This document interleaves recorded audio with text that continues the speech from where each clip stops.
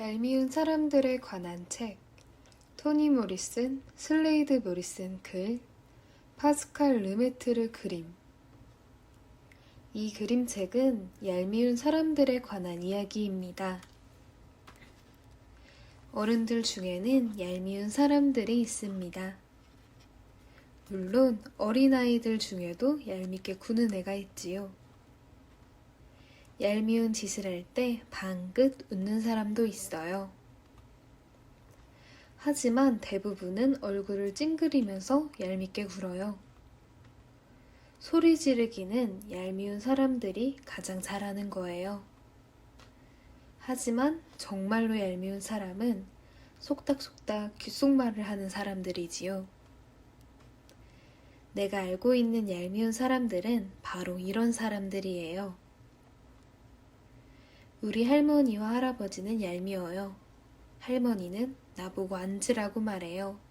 할아버지는 나보고 일어서라고 하지요. 어떻게 내가 의자에 앉고 일어서기를 한꺼번에 할 수 있겠어요? 우리 엄마도 얄미워요. 엄마는 내가 엄마 말을 잘 듣고 있지 않다고 생각해요. 그래서 엄마 말 듣고 있니? 라고 소리쳐요. 하지만 난 엄마가 소리를 지를 때면 정말 무슨 말인지 하나도 알아들을 수 없어요. 우리 형도 얄미워요.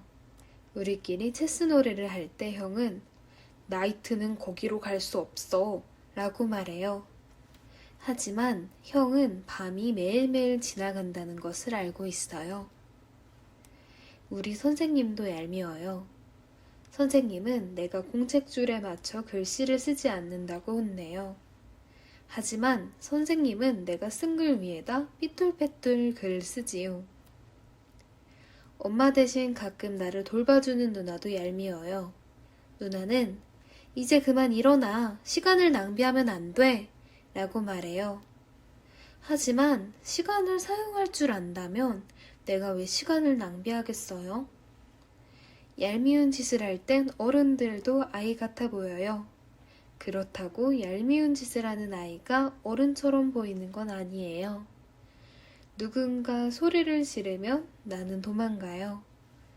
나를 볼 때 얼굴을 늘 찡그리던 사람이 갑자기 웃으며 다가오면 와락 겁이 나요.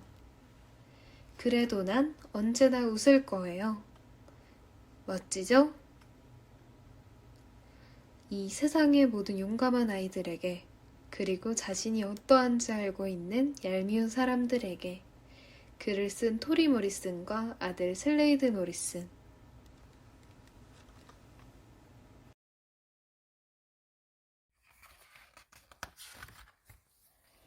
작은 나무사람 펀치넬로 이야기. 너는 특별하단다. 네가 가진 것 때문이 아니라 넌 너이기에 행복할 수 있단다. 펀치넬로는 웬믹들이 모여 사는 웬믹 마을에 살았어. 다른 웬믹들처럼 목수 아저씨 엘리가 만든 나무사람이었고, 다른 웬믹들처럼 때때로 어리석은 행동도 했지. 바로 상자와 공을 사모았을 때처럼 말이야. 모두 정신이 나간 것처럼 보였던 그 소동은 터크라는 웬믹이 상자를 하나 사면서 시작되었어. 물론 상자야 다른 웬믹들도 갖고 있었지만 터크의 상자는 새 것이었거든. 터크는 새 상자가 너무 마음에 들었어.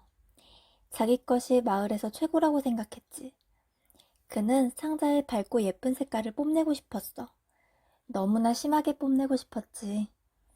터크는 괜히 길을 왔다 갔다 하면서 사람들에게 새 상자를 보여주었어.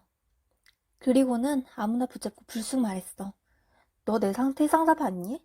한번 만져볼래? 터크는 펀치넬로에게도 우쭐대며 다가와 너도 이런 새 상자 갖고 싶지? 그치?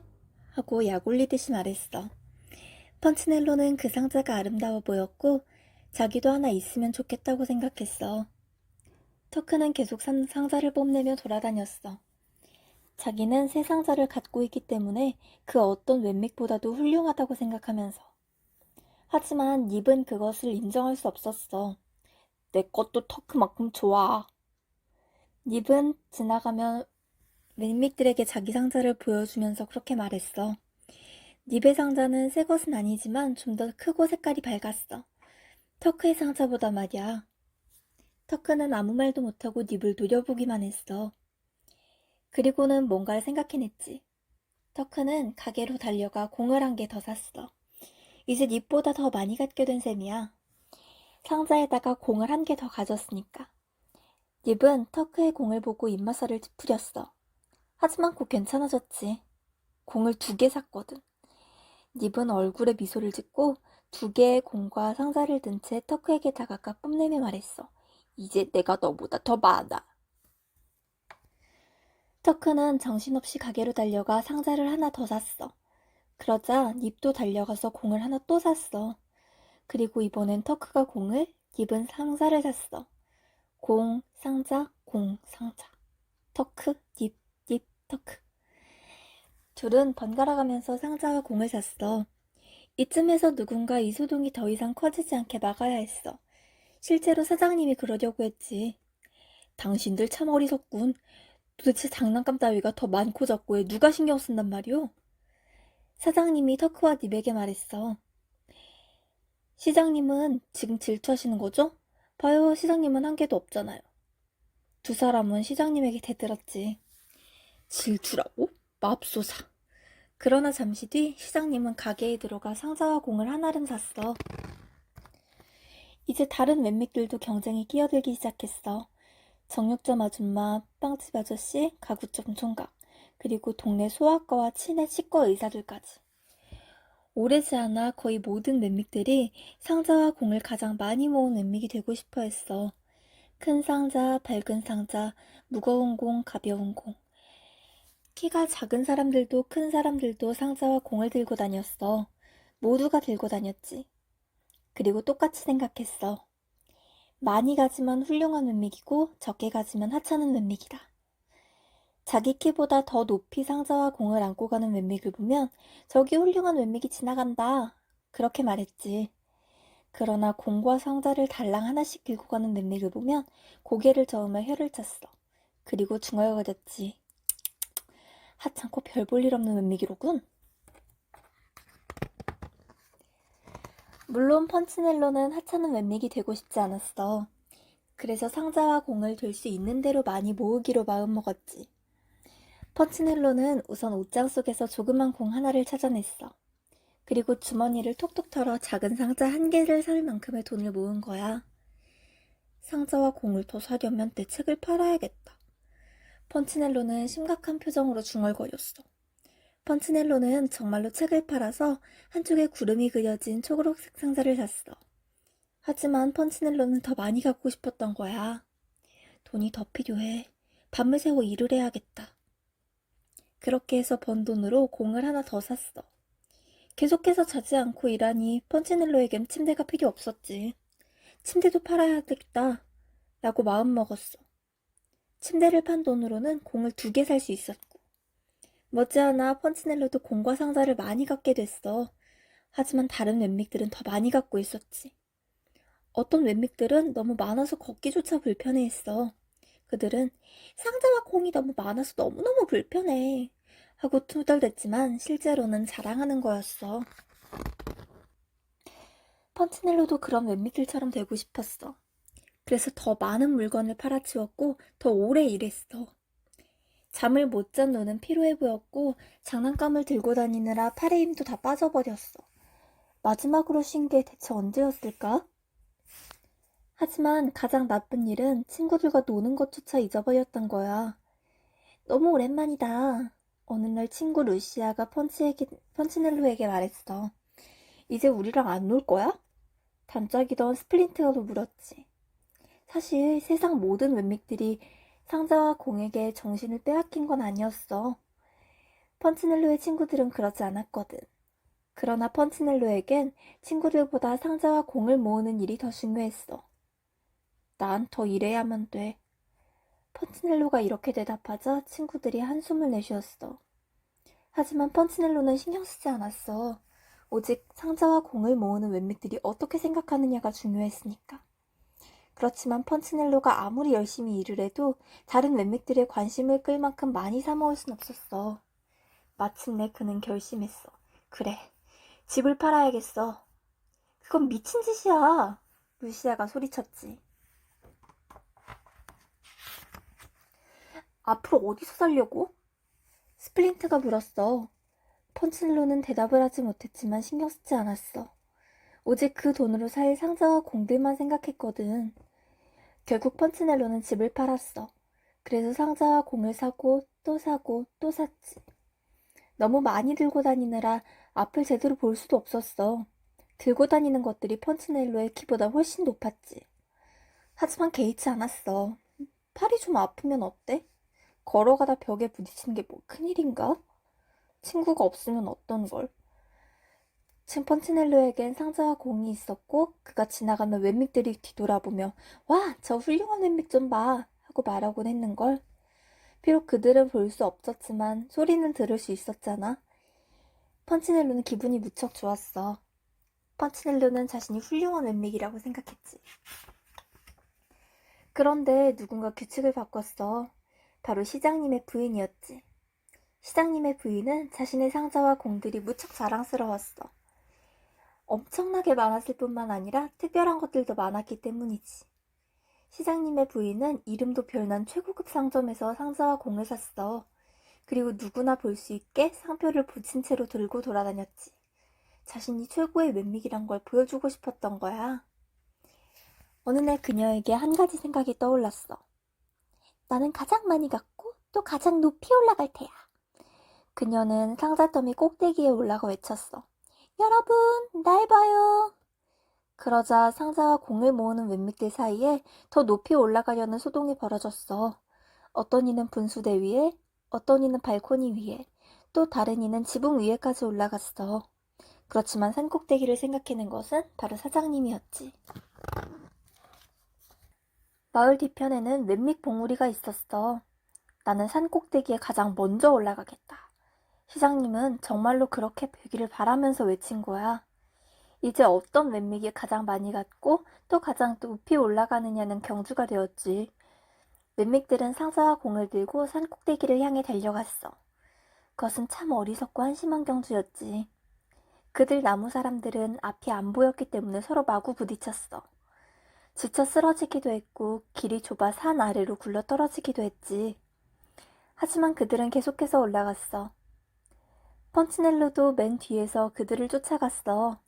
그는 유난히 힘들게 뒤로 올라갔어. 훌륭한 웬믹이 된 지 얼마 지나지 않았기에 상자와 공을 많이 들고 돌아다니는 게 아직 익숙하지 않았거든. 하지만 마음을 굳게 먹고 작은 나무 다리를 한 발 한 발 힘겹게 앞으로 내디뎠어. 그런데 앞을 볼 수 없었기 때문에 대열에서 점점 멀어지는 것을 몰랐어. 문득 주위를 살펴보니 아무도 없었지. 그래, 내가 가장 앞선 거야. 펀치넬로는 그렇게 생각했어. 그렇게 계속 오르고 또 올랐어. 이제 꼭 정상에 다다를 거야. 난 정말로 대단한 웬믹이야. 가장 많이 갔고 게다가 또 가장 높이 오르고 있어. 그때 펀치넬로의 발끝에 뭔가가 걸렸어. 넘어지지 않으려고 애썼지만 들고 있던 장난감들이 흔들려 버렸지. 펀치넬로도 따라서 기웃은 거였어. 어떻게든 버텨보려고 했지만 그만 넘어지고 말았고. 그런데 펀치넬로는 자신이 목수 아저씨 엘리의 집 쪽으로 가고 있었다는 걸 전혀 몰랐어. 아저씨의 작업장 현관 문턱에 걸려 넘어졌다는 것도 몰랐지. 그곳이 어디인지 깨달았을 때 펀치넬로는 몹시 부끄러웠어. 오랫동안 엎어져 있었고 펀치넬로의 주위엔 온통 상자와 공이 흩어져 있었고 공 하나가 마룻바닥을 태굴태굴 굴러가다가 엘리 아저씨의 작업대 앞에 멈춰섰어. 그 순간 아저씨가 몸을 뒤로 돌렸지. 펀치넬로. 엘리 아저씨의 목소리는 깊고 고요하고 또 부드러웠어. 펀치넬로는 꼼짝도 하지 않고 가만히 있었어. 그는 자신이 나무 얼굴이 홍당무처럼 빨개지는 걸 느꼈어. 짐이 굉장히 무거웠나 보구나. 지친 펀치넬로는 무릎을 끌어올리며 고개를 숙인 채 몸을 일으켰어. 제 상자와 공들이에요. 펀치넬로가 작은 소리로 말했어. 상자와 공을 갖고 놀 거니? 엘리 아저씨가 물었어. 펀치넬로는 고개를 저었어. 그럼 상자와 공이 좋은 게냐? 상자와 공을 많이 갖고 있을 때 드는 느낌이 좋아요. 어떤 느낌인데? 중요한 웬믹이 된 느낌이요. 펀치넬로는 여전히 작은 소리로 대답했어. 그런데 엘리 아저씨도 마을의 수동을 알고 있었거든. 그렇다면 너도 다른 웬믹들과 똑같이 생각했구나. 그러니까 많이 가지면 가질수록 더 행복해지고 훌륭해진다고. 네, 그런 것 같아요. 이리 오렴, 펀치넬로. 네게 보여줄 게 있단다. 펀치넬로는 머리를 들고 비로소 엘리 아저씨를 쳐다보았어. 나무 사람을 만든 목수와 엘리 아저씨는 전혀 화난 표정이 아니었고, 그래서 펀치넬로는 한결 마음을 놓을 수 있었지. 펀치넬로는 아저씨를 따라 창문 너머로 밖을 바라보았어. 저들을 보렴. 엘리 아저씨가 말했어. 펀치넬로는 산을 오르느라 여전히 법석을 들고 있는 웬믹들을 보았어.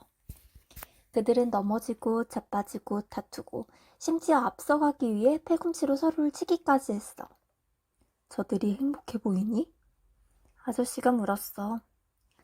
펀치넬로는 고개를 저었지. 저들이 대단한 웬믹처럼 보이니? 아니요. 펀치넬로는 시장님과 부인을 발견했어. 시장님은 바닥에 엎어져 있었고 부인이 시장님의 등을 밟고 서 있었어. 그녀는 상자를 머리에 이고 있었고 시장님은 공 하나를 입에 물고 있었지. 내가 저렇게 행동하라고 나무 사람을 만들었다고 생각하니? 엘리 아저씨가 물었어. 아니요. 펀치넬로는 커다란 손이 자신의 어깨 위에 올려지는 것을 느꼈어. 네가 상자와 공을 얻기 위해 무엇을 대가로 치렀는지 알고 있니? 제 책과 침대, 그리고 제 돈과 제 집이요. 어린 친구야, 넌 그보다 훨씬 많은 대가를 치렀단다. 펀치넬로는 아저씨가 말을 하는 동안 무엇을 더 팔았는지 생각했어. 너는 네 행복을 대가로 치른 거란다. 생각해보렴. 너는 그동안 전혀 행복하지 않았어. 그렇지 않니? 펀치넬로는 잠시 머뭇거리다 대답했어. 네. 또 넌 친구들과의 우정도 잃었어. 무엇보다도 믿음을 잃었지. 넌 내가 너를 행복하게 살게끔 만들었다는 것을 믿지 못했어. 대신 넌 상자와 공을 믿었을 뿐이란다. 펀치넬로는 흩어져 있는 장난감들을 쳐다봤어. 갑자기 그것들이 가치가 없는 하찮은 것들로 보였어. 저는 말썽만 피우는 것 같아요. 괜찮단다. 넌 여전히 특별하니까. 펀치넬로는 고개를 숙이고 미소를 지었어. 너는 특별하단다.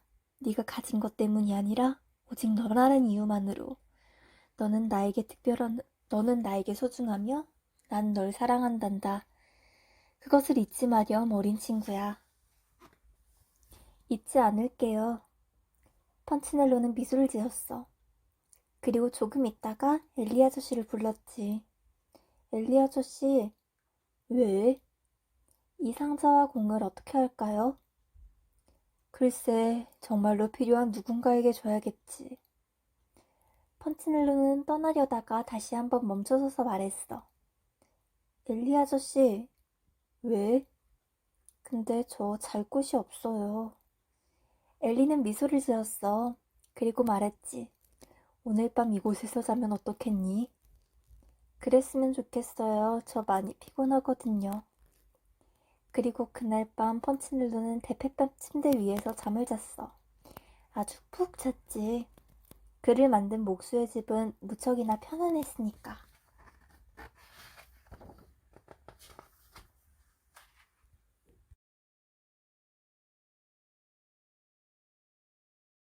다섯 번 울어야 말하는 고양이 카노.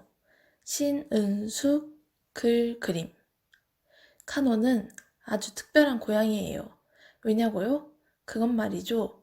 카노는 다섯 번 울어야만 말할 수 있는 고양이이기 때문이에요. 그런데 오늘은 카노가 이상해요. 제일 좋아하는 빵과 우유를 남긴 채 잠들어 버렸어요. 쭉 잠만 자요. 으쓱으쓱 아저씨가 카노를 깨우며 말했어요. 우리 카노 어디 아프구나. 야옹. 카노가 한 번 울었어요. 으쓱으쓱 아저씨는 카노를 병원에 데려왔어요. 깜박깜박 할머니가 말했어요. 우리 카노 산책하고 싶구나. 야옹, 야옹. 카노가 2번 울었어요. 깜박깜박 할머니는 카노를 공원에 데려갔어요. 멋쟁이 아줌마가 말했어요. 우리 카노 목욕하고 싶구나. 야옹, 야옹, 야옹. 카노가 3번 울었어요. 멋쟁이 아줌마는 거품 목욕을 시켜주었어요. 장난꾸러기 쫑이가 달려들며 말했어요. 우리 카노 나랑 놀고 싶구나. 야옹, 야옹, 야옹, 야옹. 카노가 4번 울었어요. 카노, 대체 원하는 게 뭐야? 야옹, 야옹, 야옹, 야옹, 야옹. 드디어 카노가 5번 울었어요. 모두들 내 말 좀 들어봐. 난 무척 피곤해. 왜냐고? 그건 말이지. 어젯밤 달빛이 아주 좋아서 밤새도록 춤을 췄거든. 그래서 지금은 쉬고 싶다고. 잠든 카노를 보며 모두 말했어요. 우리 카노는 왜 잠만 잘까? 여러분은 카노가 왜 자고 있는지 알지요? 여우의 전화박스, 도다가지요 글, 다카스 가즈미 그림. 고요하고 한적한 어느 산기슭에 아주 오래된 전화박스 하나가 있었어요. 그곳에는 지나다니는 사람이 별로 없었기 때문에 전화박스는 늘 비어 있었어요. 해질 무렵이면 전화박스 안에는 불빛이 깜빡 켜졌어요. 조그맣고 희미한 불빛은 언제나 쓸쓸히 손님을 기다리고 있는 것 같았죠. 이 산 속에는 엄마 여우랑 아기 여우가 살고 있었어요. 아빠 여우는 아기 여우가 태어나자마자 병들어 죽고 말았답니다. 하지만 엄마 여우는 아기 여우가 곁에 있어서 쓸쓸하지 않았어요. 아기 여우는 하루가 다르게 무럭무럭 자랐고 갈수록 귀여워졌어요. 엄마, 나 좀 봐. 오늘도 아기 여우는 엄마 여우의 목을 살포시 끌어안았어요. 그러더니 엄마 등에 폴짝 올라타서 미끄럼을 타듯이 쪼르르 미끄러져 내려왔죠. 어머나 우리 아기 참 잘하네. 엄마 여우는 깜짝 놀라 눈을 동그랗게 떴어요. 그러자 아기 여우는 잔뜩 으스대며 이번에는 엄마 여우의 꼬리 끝을 폴짝 뛰어넘었어요. 세상에 우리 아기가 그런 것도 할 줄 알아? 이건 아무것도 아니야 엄마. 꼬리를 좀 더 높여봐. 이렇게? 엄마 여우가 꼬리를 위로 바짝 치켜들었어요. 그러자 아기 여우는 아까보다 훨씬 더 높이 뛰어올랐어요. 와 넘었어. 그래 엄마도 몹시 기쁘구나. 응 엄마도 기뻐? 그럼 우리 아기가 기쁘면 엄마도 항상 기쁘단다. 정말로? 응 이상하네. 아기 여우는 크크 웃었어요. 그럼 내가 요술을 부리면 훨씬 더 기뻐하겠네? 뭐? 요술을 부린다고? 응, 여우는 요술을 부릴 수 있대. 올빼미 아저씨가 그랬어. 호호호, 그건 거짓말이야. 엄마는 아무리 주문을 외워도 요술을 부릴 수 없는걸? 시시해. 우리 아기 속상하겠구나. 귀여운 아기 여우의 해맑은 눈망울이 엄마 여우의 눈에 비쳐 반짝반짝 빛났어요. 어느덧 여름이 가고 쌀쌀한 가을바람이 불어 닥쳤어요. 그 무렵부터 아기 여우가 조금씩 이상해지기 시작했어요. 여느 때와 달리 기운이 통 없는 거예요. 엄마 여우가 걱정스레 물었어요. 왜 그러니 배고파? 응, 아니. 그럼 어디 아프니? 응, 그냥 추워. 엄마 여우는 얼른 아기 여우를 꼭 끌어안고 온몸을 따뜻하게 해주었어요. 하지만 아기 여우는 여전히 시름시름 앓았어요. 그 이튿날도 아기 여우는 엄마 여우의 품속에서 오들오들 떨고만 있었어요. 그러던 어느 날 아침 아기 여우의 조그만 몸이 자꾸만 움츠러들더니 아주 싸늘해지고 말았어요. 아가, 엄마 여우가 아무리 소리쳐 불러도 아기 여우는 아무 대답을 안 했어요. 엄마 여우는 날마다 구슬피 울었어요. 눈물로 온몸이 흠뻑 젖어버리도록 울었어요. 울다가 지치면 입을 꾹 다문 채 꼼짝도 하지 않았어요. 어느 날 해질녘 엄마 여우는 가까스로 고개를 들었어요. 우리 아기 덕분에 엄마는 그동안 참 행복했단다. 그래 기운을 내야지. 엄마 여우는 힘없는 발걸음으로 터박터박 정처 없이 걷기 시작했어요. 정신을 차리자 저 앞에 불빛이 보였어요. 산기슭의 공중전화 박스에서 흘러나오는 불빛이었어요. 조그맣고 희미한 불빛이었지만 엄마 여우는 왠지 마음이 훈훈해지는 것 같았어요. 문득 전화박스의 문이 흔들리더니 웬 그림자 하나가 어른거렸어요. 엄마, 고요한 밤길에 갑자기 튕겨나온 낭랑한 목소리. 전화박스 안에서 조그만 사내아이의 모습이 빠끔 비쳤어요. 아, 저건 사람의 어린아이잖아. 엄마 여우는 천천히 사내아이를 바라보았어요. 사내아이는 한참 동안이나 쫑알쫑알 이야기하더니 쿡쿡 웃으면서 어깨를 들썩였어요. 어머나 귀여워라. 우리 아기도 사람이었다면 저 사내아이 또래일 텐데. 엄마 여우는 살며시 미소 지었어요. 그럼 내일 또 전화할게. 사내아이는 또랑또랑한 목소리로 씩씩하게 말하더니 수화기를 딸깍 내려놓고는 전화박스 밖으로 깡충 뛰어나왔어요. 그러고는 통통통 튀어가듯 어디론가 가버렸죠.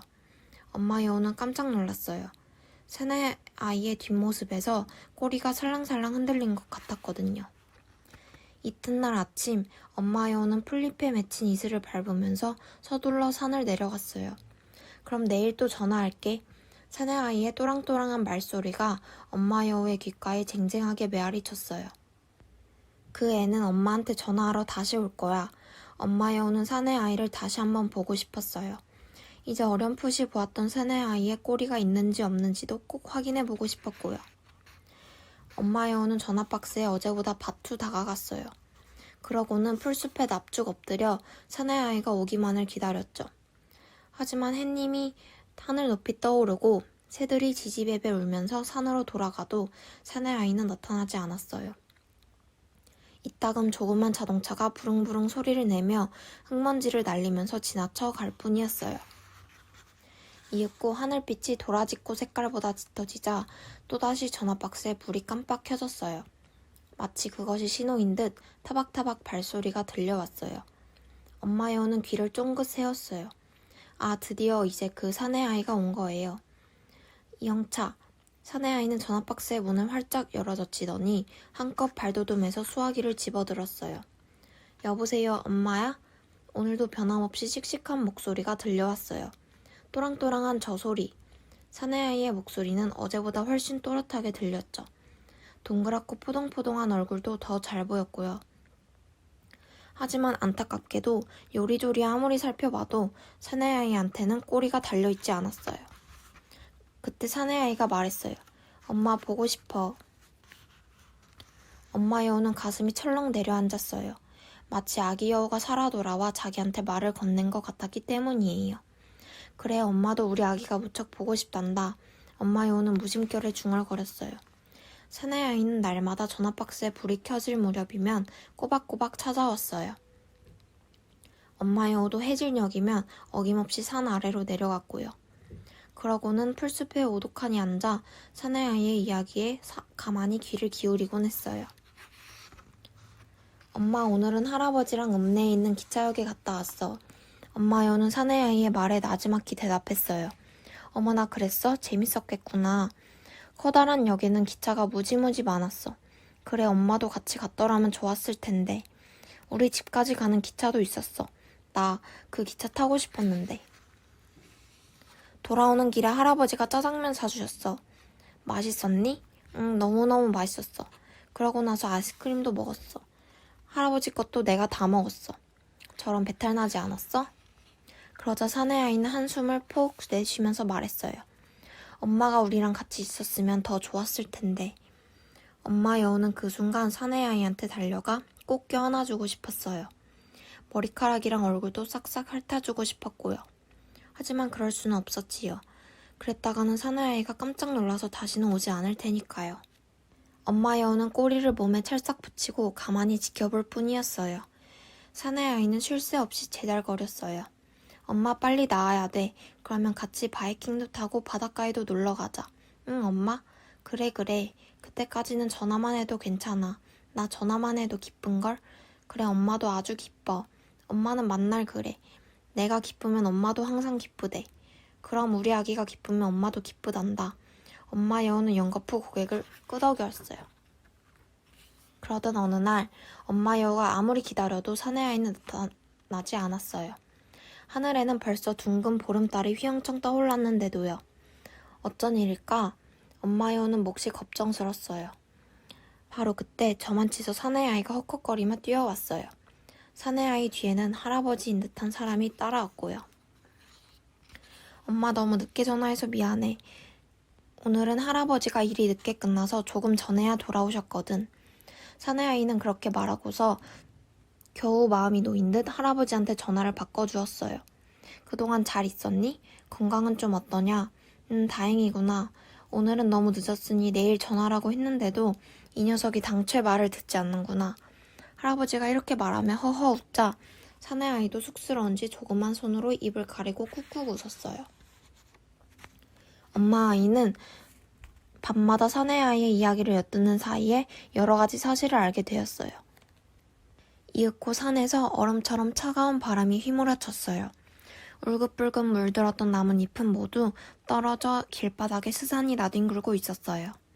어느 날 저녁 산에서 내려온 엄마 여우는 깜짝 놀랐어요. 전화박스에 불이 꺼져 있지 않겠어요? 이윽고 자동차가 전화박스 앞에 끽 멈춰섰어요. 자동차에서 내린 한 남자가 중얼거렸어요. 이런 전화기가 고장났나 봐. 사용하는 사람도 별로 없으니까 이제 치우자. 전화박스를 치운다고 엄마 여우는 가슴이 철렁 내려앉았어요. 그러면 이제 저 공중전화를 못 쓴다는 말이잖아. 그럼 그 애는 어떡하지? 엄마한테 전화 걸 수도 없을 텐데. 엄마 여우의 눈에는 금방이라도 울음을 터뜨릴 것 같은 사내 아이의 얼굴이 떠올랐어요. 아, 이를 어쩌나? 날마다 그렇게 좋아하며 엄마한테 전화를 걸었는데 가엾어라. 이제 곧 사내 아이가 전화를 걸러 올 거예요. 큰일 났네. 어떡하지? 그 애가 몹시 실망할 텐데. 그때 엄마 여우의 귀가 바르르 떨렸어요. 멀리서 타박타박 발소리가 들려왔기 때문이에요. 엄마 여우는 허둥지둥 소리가 나는 쪽으로 귀를 쫑긋 세웠어요. 아, 내가 도울 수만 있다면 무슨 일이든 다 할 텐데. 나는 너에게 아무것도 해줄 게 없구나. 정말 미안하다, 아가야. 엄마 여우의 눈에서 눈물이 주르륵 흘러내렸어요. 여기에 전화박스가 하나 더 있다면, 하다못해 내가 그 아이의 전화박스가 되어줄 수만 있다면. 엄마 여우는 너무나 안타까워서 발을 동동 굴렀어요. 바로 그때였어요. 어머나, 이게 어떻게 된 일일까요? 엄마 여우가 꼿꼿이 선 채 어느덧 전화박스로 둔갑해버린 거예요. 옆에 있는 전화박스랑 똑같이 말이에요. 깜빡, 엄마 여우의 전화박스에 환하게 불이 켜졌어요. 사나이는 곧장 여우의 전화박스 안으로 뛰어들었어요. 그러고는 발꿈치를 한껏 들고 수화기를 집어들었죠. 코스모스 꽃잎 같은 사내아이의 손바닥에서 따뜻한 온기가 사르르 엄마 여우에게 전해졌어요. 여보세요, 엄마야? 엄마 여우의 가슴 속에 사내아이의 목소리가 울려 퍼졌어요. 달콤한 냉새도 솔솔 풍겼고요. 엄마, 오늘 할아버지가 일하러 갔다 와서 그러셨어. 이제부터 엄마가 있는 도시에서 일하게 되셨다고. 응? 이게 무슨 소리지? 엄마 여우는 처음에 사내아이가 무슨 말을 하는지 잘 알아들을 수 없었어요. 그러니까 이번에 할아버지랑 나랑 엄마가 있는 도시로 간다고. 이제 전화 안 해도 돼. 날마다 엄마를 만날 수 있으니까. 그래. 왜 그래, 엄마? 엄만 기쁘지 않아? 아니, 엄마도 아주 기뻐. 엄마 여우는 정신이 아득했어요. 이제 다시는 사내아이를 만날 수 없게 된 거예요. 난 지금 너무너무 좋아, 엄마. 할아버지는 벌써 이사 준비를 하고 계신걸? 빨리 엄마를 만나러 가자고 말이야. 나도 집에 가서 할아버지를 도와드릴 거야. 사내아이는 수화기를 입가에 바짝 갖다 대고는 나지막히 외쳤어요. 아, 빨리 엄마 보고 싶다. 그러고는 전화를 딸깍 끊더니 문을 열고 밖으로 폴짝 뛰어나갔어요. 엄마 여우는 꿈에서 깨어난 듯 멍하니 앉아 있었어요. 시든 꽃잎처럼 고개를 툭 떨군 채 말이에요. 엄마 여우의 가슴에는 아직도 사내아이의 따뜻한 온기가 남아있었어요. 차가운 바람이 불어왔어요. 마치 엄마 여우의 온기를 모두 빼앗아 버리려는 듯이. 하지만 엄마 여우가 까맣게 모르는 사실이 있었어요. 전화박스가 엄마 여우를 위해서 마지막 남은 힘을 다 짜내어 불을 밝혀주었다는 것을. 금방이라도 꺼져버릴 것 같았던 엄마 여우의 마음속에 등불을 다시 밝혀주었다는 것을. 전화박스 불빛 아래 엄마 여우의 행복한 얼굴이 환히 비치고 있었어요.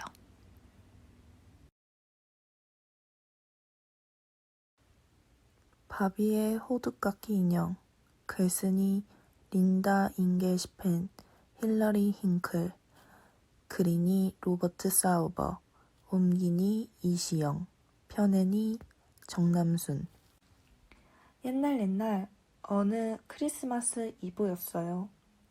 클라라는 자기가 제일 좋아하는 고모한테 아주 특별한 선물을 받았지요. 멋진 호두깎이 나무 인형이었어요. 고마워요, 고모.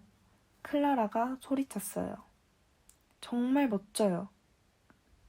하지만 그 말이 떨어지기가 무섭게 클라라의 남동생인 욕심쟁이 토미가 호두깎이 인형의 한쪽 팔을 확 잡아당겨 버렸답니다.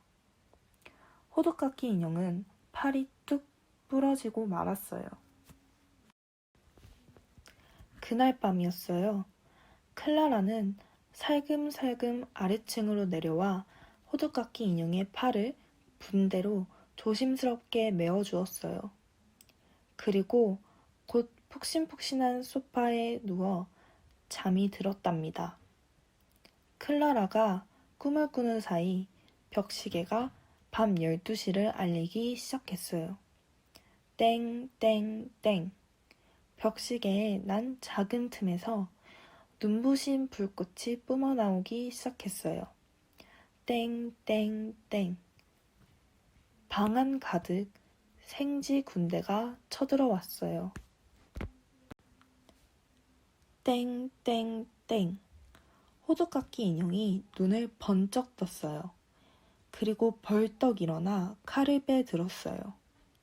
땡땡땡. 12시가 되었어요.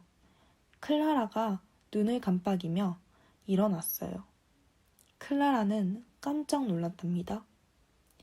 세상에, 클라라의 크리스마스 트리 아래서 호두깎이 인형이 생쥐 군대와 싸우고 있는 게 아니겠어요? 클라라는 호두깎이 인형을 도와주려고 했어요. 하지만 생쥐대왕이 마법을 걸자 클라라는 그만 호두깎이 인형만큼 작아지고 말았어요. 이 못된 마법은 별사탕 공주님밖에는 풀 수 없어요.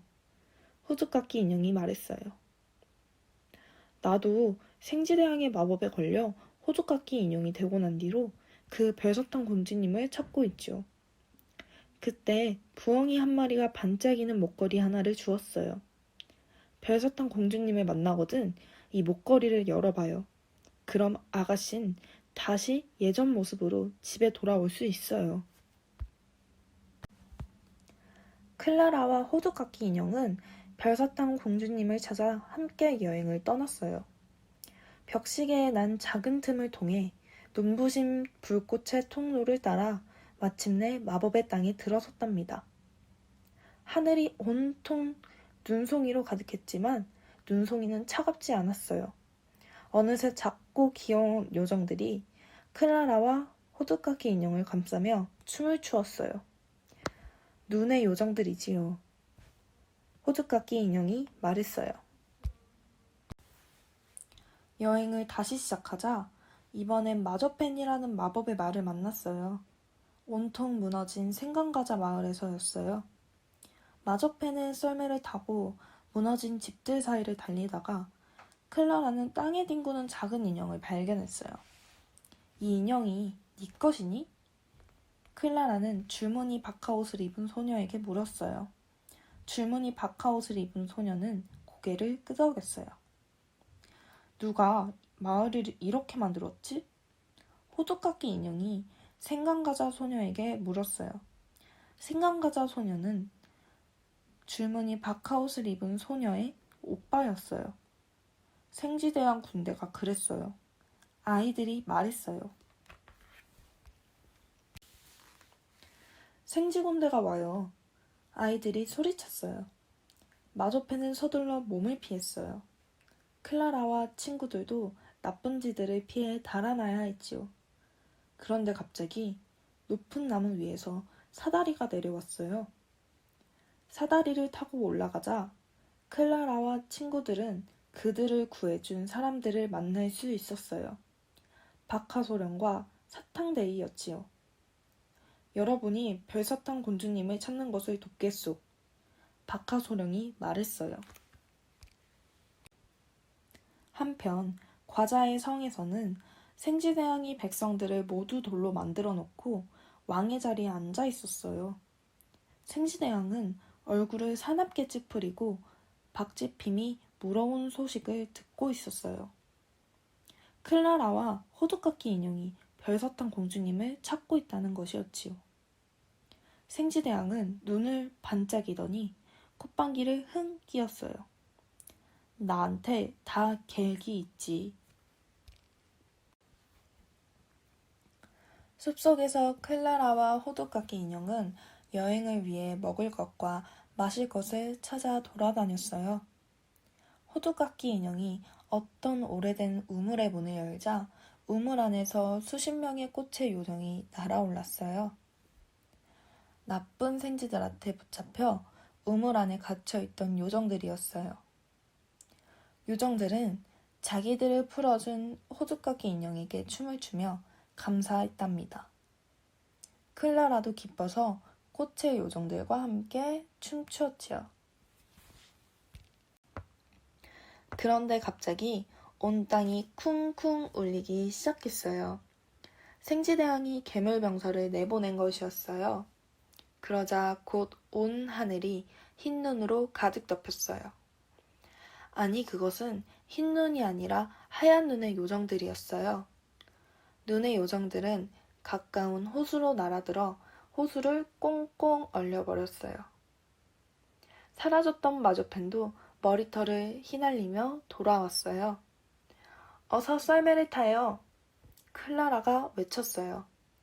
하지만 호두깎이 인형은 칼을 빼들고 얼음바닥을 쩍 갈라놓았어요. 그러자 그 괴물병사는 어둡고 차가운 물속으로 와그르르 가라앉았답니다. 클라라와 친구들은 짙고 어두운 안개에 둘러싸였어요. 그런데 멀리서 은빛과 금빛으로 찬란한 섬이 보였지요. 수정처럼 반짝이는 왕궁도 있었어요. 별사탕 궁전이야. 박하소령이 이렇게 외치며 친구들을 궁전으로 데리고 갔어요. 그런데 갑자기 궁전이 사라져버렸어요. 그것은 속임수였어요. 클라라의 친구들은 커다란 새장에 갇히고 말았답니다. 클라라는 검은 박쥐떼가 날개를 펴고 친구들을 데려가는 것을 멍하니 바라보았어요. 그것은 정말 끔찍했어요. 클라라는 마침내 다짐했어요. 친구들을 구하는 건 내 손에 달렸어. 그리고 주위에 모여든 작은 꽃의 요정들을 돌아보며 말했어요. 나를 과자의 궁전까지 데려다 줄 수 있겠니? 붓꽃 요정이 아주 높은 소리로 뭐라고 외쳤어요. 그러자 순식간에 수백 명의 꽃의 요정이 날아왔어요. 꽃의 요정들은 덩굴들을 엮어서 그네를 만들고 고운 초록 이끼로 자리까지 깔아준 뒤 클라라에게 말했어요. 꼭 붙잡아. 요정들은 클라라를 하늘 높이 뛰어 올렸어요. 성에 간 클라라는 몰래 건물 안으로 숨어들어 친구들을 구했어요. 생지대왕은 포로들이 도망친 것을 알고 몹시 화가 났지요. 생지대왕은 큰 소리로 병사들을 부르며 마법의 지팡이를 클라라와 친구들에게 겨누었어요. 하지만 호두깎이 인형이 칼을 베어들자 못된 마법은 칼날에 반사되어 생지대왕에게 돌아갔어요. 그러자 생지대왕의 몸이 쪼그라들기 시작했답니다. 피식, 피식, 피식. 클라라는 호두깎이 인형에게 살짝 입맞추었어요. 그러자 황금빛 안개가 피어나 두 사람을 감쌌어요. 그리고 호두깎이 인형이 사람으로 돌아왔답니다. 에릭 왕자님으로요. 클라라가 입고 있던 평범한 잠옷은 부드럽고 반짝거리는 아름다운 드레스로 바뀌고요. 황금 왕관이 클라라의 머리에 씌워졌어요. 클라라와 에릭 왕자님 주위에는 돌이 되었던 백성과 요정들이 다들 원래의 모습으로 살아났어요. 당신이 바로 별사탕 공주님이었군요. 깜짝 놀라는 클라라에게 에릭 왕자님이 말했어요. 당신이 생지 왕자의 나쁜 마법을 깨뜨렸어요. 요정들은 신비한 마법으로 궁전을 아름답게 바꾸어 놓았어요. 모든 사람이 기뻐하며 고개 숙여 에릭 왕자님을 임금님으로 모셨어요. 클라라, 나의 왕비가 되어주겠소? 에릭 임금님이 클라라에게 물었어요. 클라라는 목에 걸고 있던 목걸이를 지어보았어요. 이걸 열면 집으로 돌아갈 거라고 했어. 하지만 내 마음엔 여기가 내 집 같은 걸. 그런데 그때 작고도 작은 그 생지대왕이 아직도 못된 짓을 궁리하고 있었어요. 박지핌은 클라라의 목걸이를 냅다 낚아채서 생지대왕에게 건네주었어요. 생지대왕이 목걸이를 열자 클라라는 그만 연기처럼 사라지기 시작했어요. 클라라가 잠에서 깨었을 때는 크리스마스 아침이었어요.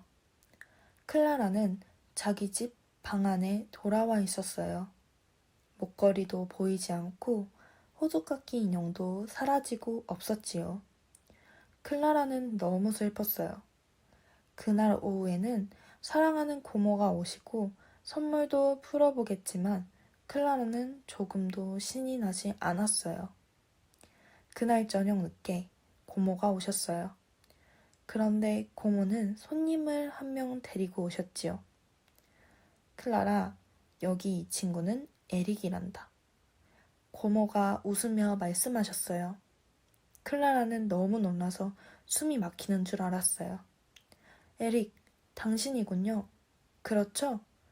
클라라가 아주 작게 소근거리자 에릭은 미소를 지으며 클라라의 손에 무언가를 지워주었어요.